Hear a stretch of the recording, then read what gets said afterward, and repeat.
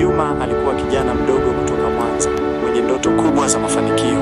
Alipoona maisha yalivyokuwa magumu nyumbani, aliamua kujaribu bahati yake Afrika Kusini. Akiwa na matumaini tele, alikopa pesa za nauli na kuaga familia yake, akiahidi kurudi akiwa na utajiri. Safari ilikuwa ndefu na hatari. Alivuka mipaka kwa magendo, akivumilia njaa na baridi kali. Alipofika Johannesburg, alikumbana na uhalisia mchungu. Hakukuwa na kazi rahisi kama alivyofikiria.